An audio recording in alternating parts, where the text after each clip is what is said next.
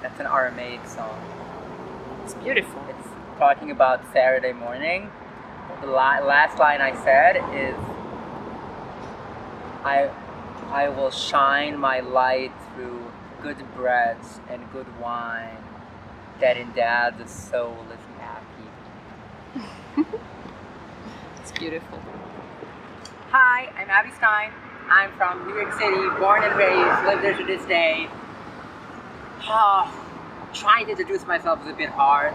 I literally wrote a whole book about it, and I didn't even finish telling the story. But let me say a bit. I come from a very religious background.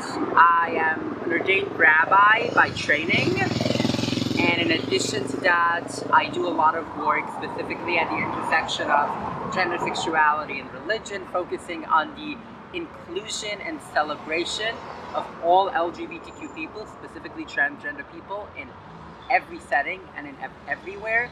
And my mission in life is to let every human being know that who you are, the entire sum total of who you are, is something that is so beautiful that I want to dance with you about it, that it is worthy of celebration. What would you say to people who feel that their religion is oppression rather than liberation? If you think, more importantly, if people tell you that your or their religious belief is not compatible with who they are, remember this. I don't think that it is religion that is homophobic or transphobic. I think a lot of homophobic and transphobic people, especially people who don't like the other, they don't like people who are different, are using religion, they're using God, or what I like to call, they're using their boogeyman in the sky as an excuse to justify their hate. I can say from my own personal experience, having worked with a lot of religious people, there's no denying that LGBTQ people have been around throughout history. We have been oppressed throughout history. We haven't always been able to be open with who we are throughout history. But at the end of the day, if you really think that the problem is religion, there's conversations to be had, because at the core, every religious tradition is about humanity, is about being the best human being that you can be, and there is no way to be that if you have to hide part of who you are, if you have to hide part of yourself. Let me put on my rabbi hat for a second. In my tradition, specifically in the mystic Jewish traditions and in the Hasidic Jewish traditions that I grew up with, there's a strong focus on the idea that every human being is a part of the divine, a part of what we would call God. Or I personally think that God is a word that humanity has used throughout history to relate to something beyond ourselves. Already in the Bible, in the first chapter, it says that humans were created in the image of the divine. It doesn't say that straight people were created in the image of the divine. It doesn't say that cisgender. Every human being. More importantly, what that means, that if you believe in God, then think of God as every person for who they are. The sum total of all humans, the sum total of all people, that is the image of the divine. Let me turn this upside down for a second. If you tell people that they cannot be fully who you are, what you are really doing is you are telling God, or more importantly what I like, the goddess, or what we call in Hebrew the Shekhinah, the divine presence in the world, you are telling God that don't be fully who you are, because that human that you just told that they can't be who they are is the image of the divine. That's what the Bible says. That's what your religion, you're Christian, that's what the Bible says. You're Jewish, that's what the Bible says. Whatever your religion is, if you claim that it's the Bible, remember that first and foremost. If you do not let people be who they are, you are hurting the world, you're hurting Mother Nature, you are hurting the divine. You're doing something really bad. Do you think people can practice spirituality without a religion? Let me say something radical. The question if you can be spiritual without religion is a stupid question. I think the question is the other way around. Can you be spiritual with religion? I think sometimes religion just makes so many rules and so many restrictions on your spirituality that instead of focusing on how are you one with the world? How are you truly taking moments to breathe and to meditate and to take in your surroundings and to truly be spiritual? Instead of that, so many times you're busy following all the rules and you forget about what's really behind it. I don't care about how religious you are. I don't care about how spiritual you are. It honestly doesn't matter to me. But if you want to be spiritual and if you want to be emotional, let's call it, go for it. Yes, you can.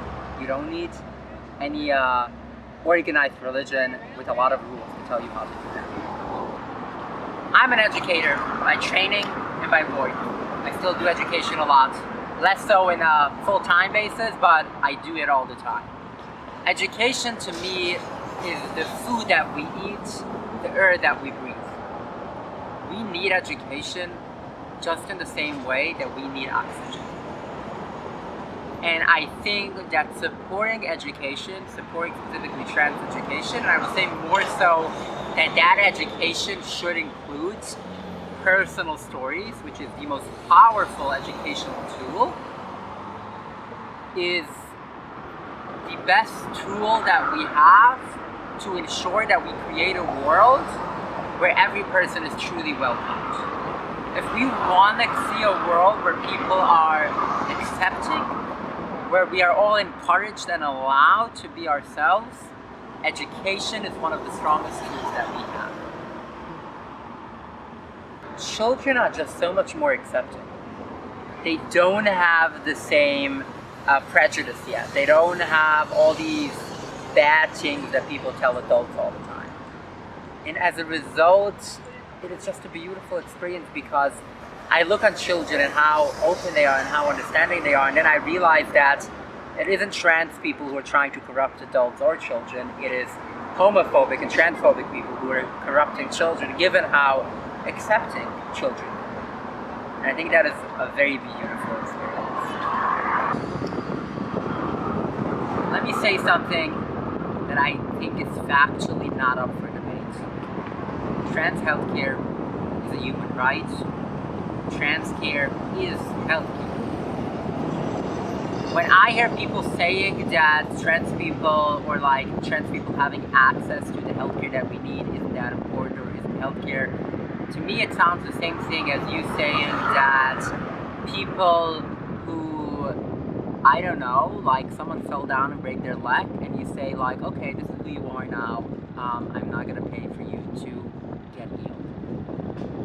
For us to be able to access our basic healthcare, to be able to live in our bodies, for us to be able to be comfortable in our bodies is the most basic human need. If we're talking about religion, if I may for a second, because a lot of people will tell me sometimes, oh, do you think God made a mistake? Now, I'm not going to go into the fact that I don't believe in the God that those people believe in, but that's a separate conversation. Beyond that, I'm like, no, oh, you want to talk about God? No, I was born trans. For me, my journey as a trans woman is one of the greatest gifts I've ever been given. And we just need healthcare like every other person who is born with something that requires medical intervention to be able to live a joyous and happy and successful life. Preventing trans people from access to healthcare is the same as preventing people from access to their most basic needs. It's the same as preventing people from access for medications for their heart, their lungs, their body, and their skin. It is the exact same thing. And I know a lot of people are like, oh no, it's not, it's what you choose. It's not what you choose. It's who we are. It is beautiful. But in order for us to be able to enjoy that beauty, we need access to so many things that are so simple. I live in a state in New York, just to give an example, where it has been legally required for a decade, I think, for insurance to cover it. You know what happened?